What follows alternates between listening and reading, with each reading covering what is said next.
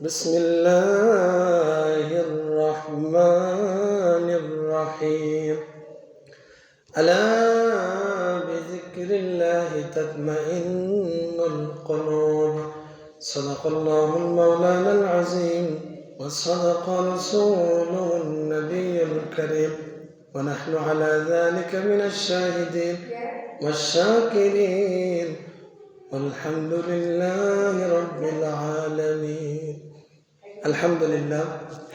সম্মানিত উপস্থিতি, আমরা শুরুতে মহান রব্বুল আলামিনের দরবারে শুকরিয়া আদায় করি, যিনি আমাদেরকে সুস্থ রেখেছেন, ভালো রেখেছেন। আল্লাহ তাআলা অপার মহিমা করুণা যে আল্লাহ তাআলা আমাদেরকে আজকে জুমার দিনে আমরা যথাসময় আল্লাহ তাআলা পবিত্র মসজিদে জুমার নামাজের উদ্দেশ্যে আসতে পেরেছি, বসতে পেরেছি। আল্লাহ তাআলা কবুল করেছেন। খুশি মনে সবাই শুকরিয়া আদায় করি, সকলেই করি আলহামদুলিল্লাহ।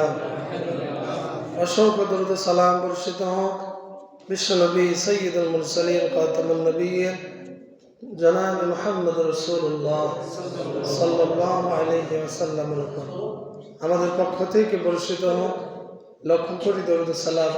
আল্লাহুম্মা সাল্লি আলাইহি আল্লাহুম্মা বারিক আলাইহি আল্লাহুম্মা আমিন। সম্মানিত উপস্থিতি, আজকের জুমায় আমরা উপস্থিত হয়েছি আরবি 20 জুমাদুল আখিরা। আরবি আজকে 20 তারিখ জুমাদুল আখিরা মাসের আজকে তৃতীয় জুমা, 1447 হিজরি সাল।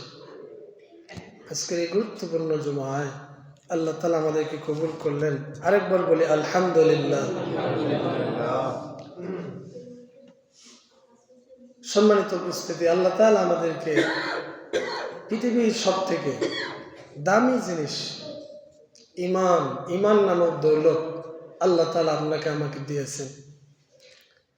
আল্লাহ রব্বুল আলামিন আপনাকে আমাকে প্রতিটা মানুষই ফিতরত জন্ম থেকেই কিন্তু মুসলমান। প্রতিটা মানুষকে আল্লাহ তাআলা জন্ম থেকেই মুসলমান বানাইছে, কিন্তু জন্মগ্রহণ হওয়ার পরে পিতা মাতায় কাউকে খ্রিস্টান বানায়, কাউকে ইহুদি বানায়, কাউকে নাসারা বানায়, কাউকে হিন্দু বানায়, বিভিন্ন ধর্মে নিয়ে যায়। কিন্তু প্রতিটা মানুষ নিষ্পাপ হয়ে ইসলামী ফিতরতের উপরেই তারা কিন্তু জন্মগ্রহণ করে। বলেন সুবহানাল্লাহ। দুনিয়ায় এসে এই পরিবর্তন, কিন্তু প্রতিটা মানুষকে আল্লাহ তাআলা একটা সময় একটা বুঝ দেন, তাওহীদের বুঝ দেন। এক আল্লাহ যা আছেন এই বুঝটা কিন্তু অনেক মানুষকে, প্রায় প্রতিটা মানুষের বিবেকের মধ্যে আল্লাহ তাআলা এই অন্তত এই শিক্ষাটা দেয় যে এই যে পৃথিবী চলতেছে, এত সুন্দর করে এত কিছু চলতেছে, এগুলো এমনি এমনি চলতে পারে না, এর পিছনে একজন কারিগর আল্লাহ তাআলা আছে। সুবহানাল্লাহ। প্রতিটা মানুষের অন্তত বিবেকে এই প্রশ্নটা আসে। এতটুকু জ্ঞান অর্জনের জন্য মানুষকে দেশে বিদেশে একবারে বড় ভার্সিটি বিশ্ববিদ্যালয়ে পড়াশোনা করতে হবে না। এমনিতেই একটা সাধারণ মানুষও এই বুঝটা বুঝতে পারবে, এই যে এত কিছু চলতেছে এমনি এমনি চলতে পারে না, এমনি এমনি কোনো কিছু হয় না, অবশ্যই একজন পরিচালক আছে। এজন্য অনেকেই প্রশ্ন করে, হুজুর মনে করে অ্যামাজন জঙ্গল পৃথিবীর বিশাল বড় জঙ্গল, ওখানে দেখা যায় যে কিছু আদিবাসী থাকে, কিছু নৃগোষ্ঠী থাকে, তাদের কাছে ইসলামের দাওয়াতে পৌঁছায় নেই, ইসলামের দাওয়াত পৌঁছায় নেই, তারা সেখানে জন্মগ্রহণ করতেছে। দেখা যায় যে ওইভাবেই তাদের মৃত্যু হচ্ছে। ইসলাম যে তাদের কাছে পৌঁছালো না, তাহলে মৃত্যুর পর কি তাদের এই নামাজ রোজার হিসাব হবে কিনা? উত্তরটা কি? প্রশ্ন কিন্তু জটিল। উত্তর হচ্ছে যেহেতু আল্লাহ তাআলা তাদেরকে এমন এক পরিস্থিতিতে, পরিবেশে আল্লাহ তাআলা পাঠিয়েছেন যেখানে এরকম সাধারণ মানুষ সবার সাথে কানেকশন, যোগাযোগ, ওই পরিবেশ নাই। যার ফলে আল্লাহ তাআলা তাকেও যে নামাজের হিসাব করবেন এরকমটা কিন্তু নয়। আল্লাহ তাআলা সব থেকে ভালো জানেন, কিন্তু যেটা বোঝা যায় যে সর্বপ্রথম আল্লাহ তাআলা তাওহীদের প্রশ্নটা করবেন, যে তার জীবনে যতদিন সে বেঁচে ছিল তার বিবেকে কি এই বিশ্বাসটা আসছিল কিনা, এই যে এত কিছু প্রকৃতি চলতেছে একজন স্রষ্টা আছে কিনা। এরকম শিক্ষা বা এতটুকু সাক্ষ্য যদি কেউ দিতে পারে তাহলে এর উপর আল্লাহ তাআলা তাকে মাফ করে দিবেন, বলেন সুবহানাল্লাহ। কিন্তু যারা ইসলামের দাওয়াত পেয়েছে, কোরআন পড়ার সৌভাগ্য পেয়েছে, ইসলামের বিষয়গুলো জানে, এরপরেও মানে না, আল্লাহ তাআলা তাকে এই বিষয় পছন্দ করবে। অর্থাৎ সব কথার এক কথা হচ্ছে কোরআনুল কারীমের ভাষায় লা ইউকাল্লিফুল্লাহু নাফসান ইল্লা উসআহা। আল্লাহ মানুষকে সাধ্যের বাইরে কোনো কিছু চাপায় দিবেন না। যার যেমন ক্যাপাসিটি, যার যেমন দুনিয়াতে সামর্থ্য ছিল, জানা বোঝার যোগ্যতা ছিল, যার যেমন শক্তি সামর্থ্য ছিল, আল্লাহ তাকে তার কাজের ব্যাপারে, তার যোগ্যতার ব্যাপারে আল্লাহ তাআলা তাকে তার যে সময়ে সে ছিল সেই সময়ের ব্যাপারে আল্লাহ তাআলা তাকে জিজ্ঞাসা করবেন, বলেন সুবহানাল্লাহ। এটা অনেক বড় গভীর আলোচনা। তো সম্মানিত হাজির, এজন্য আমরা যে মুসলমান, একটু যদি জেনে বুঝে মুসলমান হতে পারি, এটাই যে সব থেকে দামি পরিচয়, সব থেকে দামি পরিচয়। আর যদি বলি যে আমি মুসলমানের ঘরে আসছি, এটা খুবই নগণ্য পরিচয়। আমার বাপ দাদা মুসলমান, আমিও মুসলমান, খুবই নগণ্য পরিচয়। আমি গরুর গোশত খাই, আমি মুসলিম পরিবারে আছি, মুসলিম কমিউনিটি, মুসলিম সমাজের মধ্যে আমি আছি, আমি মুসলমান, এটা খুবই নগণ্য পরিচয়। এটা বড় কোনো পরিচয় নয়, এটা একবারে নগণ্য পরিচয়। সবচেয়ে বড় পরিচয় তখনই হবে যখন আপনি বলতে পারবেন যে আমি মুসলমান, আমি ইসলাম জানি, বলেন সুবহানাল্লাহ। ইসলাম আমি বুঝি, আমি কালিমার সাক্ষ্য দেই লা ইলাহা ইল্লাল্লাহু মুহাম্মাদুর রাসূলুল্লাহ সাল্লাল্লাহু আলাইহি ওয়াসাল্লাম। এই কালেমা কেউ যদি বুঝে, সে কিন্তু বুঝে মুসলমান হতে পারবে। আর কেউ যদি না বুঝে এমনি আবেগে চলে, এই দুইটার মধ্যে অনেক পার্থক্য আছে, অনেক বিস্তর পার্থক্য। এই জন্য হাজিরিন, যে কথাগুলো বললাম, বাপদাদা মুসলমান, মুসলিম পরিবারে আমি আছি, এগুলো খুবই নগণ্য পরিচয়। সব থেকে বড় পরিচয় আমি মুসলমান, ইসলাম সত্য, ইসলাম সব থেকে শ্রেষ্ঠ, এটা আমি বুঝি, জানি, এজন্যই আমি মুসলমান, বলেন সুবহানাল্লাহ। আল্লাহ তাআলা আমাদের সবাইকে অন্তত এই কথাটা বোঝার তৌফিক দান করুন, সবাই করে আমিন। অন্তত এই কথাটা বোঝা আল্লাহ তাআলা আমাদেরকে তৌফিক দান করুন যে এই দুনিয়া আল্লাহ তাআলার সৃষ্টি, আসমান আল্লাহ তাআলার সৃষ্টি, জমিন আল্লাহ তাআলার সৃষ্টি, এই যে বাতাস, পানি, আগুন, যা কিছু দেখি সবই আল্লাহ তাআলা সৃষ্টি করেছেন। আমি সেই আল্লাহর নাফরমানি যদি করি, সে আল্লাহ তাআলার অবাধ্য যদি আমি হয়ে যাই, তাহলে আল্লাহর এই সৃষ্টির ভিতর থেকে বাইরে যাওয়ার আমার কোনো ক্যাপাসিটি নেই। আল্লাহর অবাধ্য হলাম, আল্লাহ তাআলার অবাধ্য হলাম, গুনাহ করলাম, পাপ করে জীবন বরবাদ করে দিলাম। এখন পাপ করে পালাবো কোথায়? পাপ করে পালাবো কোথায় বলেন তো? বুঝে থাকলে পালানোর কোনো জায়গা আছে? আছে কি? কোথায় পালাবো? আসমানের মালিক কে? আল্লাহ। জমিনের মালিক আল্লাহ। তাহলে আল্লাহকে বাদ দিয়ে আপনি লুকায়ে কোথাও যাওয়ার কোনো সুযোগ আছে? সুবহানাল্লাহ বলবেন না? আল্লাহর নাফরমানি করে আমরা যদি কোনো অপশন থাকতো, এমন জায়গায় যাব যেখানে আমার মৃত্যু আমাকে ধরতে পারবে না, এমন জায়গায় আমি চলে যাব যেখানে কি থাকবে না, আল্লাহ তাআলা আমাকে পাকড়াও করতে পারবে না। এটা কি সম্ভব? এটা কি সম্ভব? কত বড় কথা, কত বড় কথা।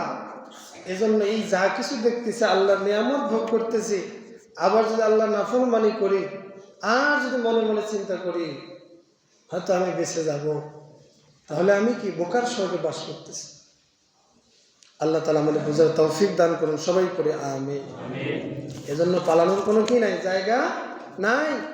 আর এই জিন্দেগিটা আল্লাহ তাআলা দিয়েছেন শুধু এমনি খেয়ে পরে কেটে দেব, এমনি খালি শুধু দুনিয়া, শুধু টাকা পয়সা, শুধু ধন দৌলত, এটার জন্যই কি আল্লাহ সৃষ্টি করলেন? এটা কি মানুষের একটা কোনো জীবন হইতে পারে? বলেন তো, শুধু টাকা, শুধু টাকা, অনেক টাকা, আপনার কি করবেন? হিসাব দেন, বলেন কি করবেন আপনি? এটা কোনো মানুষের জীবন হতে পারে? শুধু টাকার পিছনে ছোটা, শুধু দুনিয়া নিয়ে চিন্তা করা, শুধু খাওয়া দাওয়া নিয়ে ব্যস্ত থাকা, এটা কোনো মানুষের জীবন হতে পারে? এরকম যদি আমি চিন্তা করি, এই দুনিয়ায় আছি, কামাই করব, খাবো দাবো, এক সময় কবরে যাব, একবার কবরে যে মাটির সাথে মিশে যাব, এরকম যদি আপনি চিন্তা করে থাকেন, তাহলে আপনার আর পশুর মধ্যে কোনো পার্থক্য নেই, ঠিক কিনা বলেন? কারণ পশুর মধ্যে এই বৈশিষ্ট্য আছে, তার কোনো অতীত বর্তমান ভবিষ্যৎ নিয়ে কোনো চিন্তা নাই। একটা পশু যখন খাইতে মন চায় সে খায়, যখন পেশাব পায়খানা চাপ আসে পেশাব পায়খানা করে, যখন ঘুমাইতে মন চায় তখন ঘুমায়, এক সময় সে চলে যাবে, এটা নিয়ে তার কোনো কিচ্ছু নেই। একটা মানুষও যদি এরকম করে, যে দুনিয়া আসছে এমনি আসছে, দুনিয়া আসছি এমনি আসছে, আল্লাহ এমনি পাঠাইছে, কোনো কিচ্ছু নেই, কোনো দায়িত্ব নেই, কোনো কিচ্ছু নাই, এই খাওয়া দাওয়া কামাই করব, এই শেষ। এটা কোনো দুনিয়ার কোনো উদ্দেশ্য হতে পারে? এটা জীবনের কোনো লক্ষ্য হতে পারে? আল্লাহ তাআলা বুঝার তৌফিক দান করুন, সবাই করে আমিন।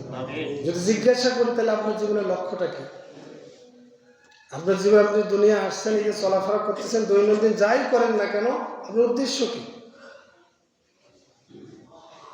দেখবেন যে অধিকাংশ মানুষ বলবে চাকরি করতেছে, কেউ বলবে ব্যবসা করি, কেউ বলবে কৃষিকাজে আছে।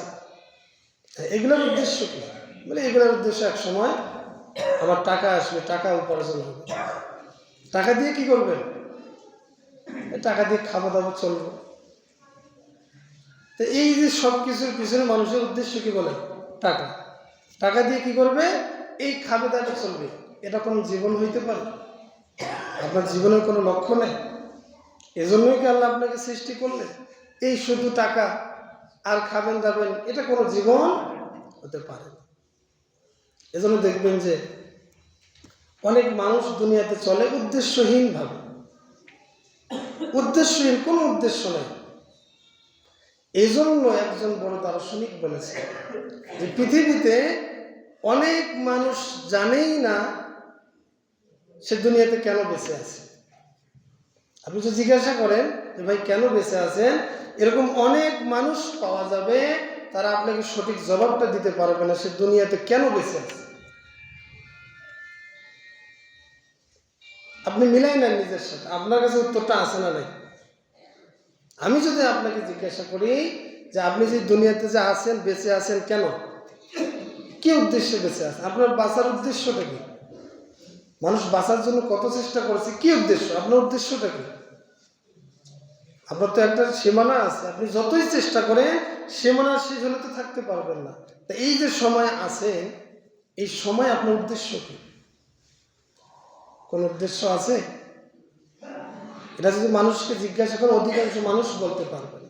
পৃথিবী ঘুরে আসেন, জীবনের উদ্দেশ্য বলতে পারবে না। শুধুমাত্র কেবলমাত্র একমাত্র আল্লাহর কোরআন আপনাকে কেন দুনিয়াতে আসছেন, কি উদ্দেশ্যে আসছেন, কেন বেঁচে থাকবেন, কোরআন আপনাকে বলবে। সুবহানাল্লাহ। এজন্য কোরআন পড়তে হবে। যারা কোরআন থেকে দূরে, 1000 বার বলতে হবে আমাকে, তারা অনেক পিছনে পড়ে আছে। যারা কোরআনটা হাতে ধরতে পারেন নাই, অনেক দূর পিছায় আছে। যাদের দিনটা কোরআন তেলাওয়াত করে শুরু হয় না, অনেক দূর পিছায় আছে, অনেক দূর পিছায় আছেন। কারণ আপনি টাকা পয়সা দিয়ে সর্বোচ্চ আপনি ভালো খাবেন, শরীরটা গঠন হবে, কিন্তু আপনার ভিতরে যে একটা রূহ বলে একটা কথা আছে, আত্মা বলে যে একটা কথা আছে, এটারও খাদ্য আছে। এই খাদ্যটা হচ্ছে আল্লাহ তাআলার জিকির।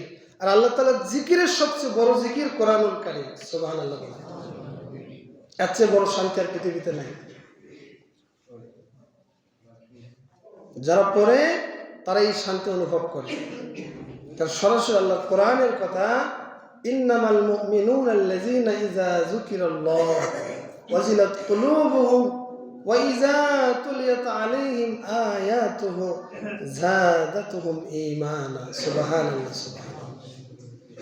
যারা কোরআন পড়বে, হয়তো মানুষের ব্যস্ততা থাকবে, হয়তো কাজকর্ম থাকবে, কাজের কোনো মানুষের শেষ নাই, কিন্তু এরপরেও যারা প্রতিদিন, বেশি না হোক অন্তত পক্ষে 5 মিনিট 10 মিনিট যারা কোরআনটা হাতে নেয়, কোরআনের সাথে যাদের একটা সংস্পর্শ থাকে, সম্পর্ক থাকে, প্রতিদিন যাদের কোরআনটা অন্তত পড়া বা একটু হাতে নেওয়া, একটু দেখার যাদের সৌভাগ্য হয়, আল্লাহ তাআলা বলতেছেন যখনই কোরআনটা পড়বে, কোরআনের নূর আলো দিয়ে আমি আল্লাহ তাআলা তাদের অন্তরকে আরো পরিশুদ্ধ করে দিয়ে দিই। সুবহানাল্লাহ। যখনই মানুষ কোরআন পড়ে, সঙ্গে সঙ্গে আল্লাহ তাআলা তার ঈমানের যে শক্তি, এটা আরো আল্লাহ তাআলা বৃদ্ধি করে ঈমানকে আরো মজবুত করে দেয়। সুবহানাল্লাহ। কোরআন না পড়লে শান্তিটা পাবেন না, কোরআন না পড়লে শান্তিটা পাবেন না। তাম দুনিয়া শেষ করে দেন, সমাজনীতি, রাষ্ট্রনীতি, অর্থনীতি, যা কিছু আছে পৃথিবীতে, যত নিয়ম কানুন, যত আইন শৃঙ্খলা যা কিছু আছে সব শেষ করে দেন। সব থেকে বড় শান্তি যেখানে পাওয়া যায়, আল্লাহর কোরআনটা একটু পড়ার সৌভাগ্য, একটু বোঝার সৌভাগ্য, একটু দেখার সৌভাগ্য। পৃথিবী শেষ করেন, আপনি যান, শুধু বাংলাদেশ না, সারা পৃথিবীতে যত দেশ আছে আপনি ঘুরেন, শান্তি কোথায়, ঘুরে দেখেন শান্তি কোথায় পাওয়া যায়। দেখবেন আসল শান্তি, যেটা মনের শান্তি, যেই শান্তি, যেই খাদ্য রূপ গ্রহণ করে আত্মা প্রশান্ত হয়, আল্লাহর সাকিনা নাজিল হয়, সেটা হচ্ছে কোরআনুল কারীমটা একটু রহমতে, একটু শ্রদ্ধার সাথে, একটু আদবের সাথে একটু পড়তে পারলে। বলেন সুবহানাল্লাহ। এজন্য হাজিরিন, স্বল্প সময়ে কয়টা কথা বলবো।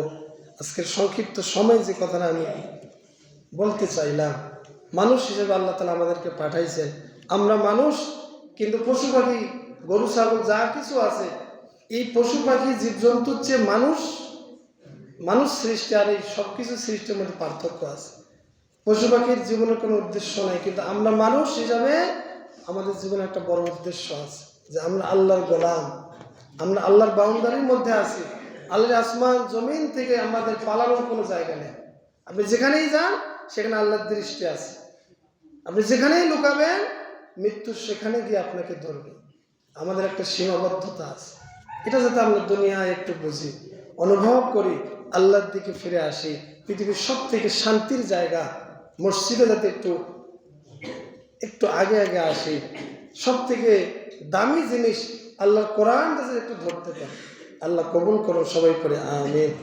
আল্লাহ তাআলা আজকের সংক্ষিপ্ত সময়ে যতটুকু আমরা কথাগুলো শুনলাম, আল্লাহ তাআলা আমাকে আমলের তৌফিক দান করুন, আমাদের সবাইকে আল্লাহ তাআলা বাস্তব জিন্দগিতে আমলের তৌফিক দান করুন, সবাই পড়ে আমিন।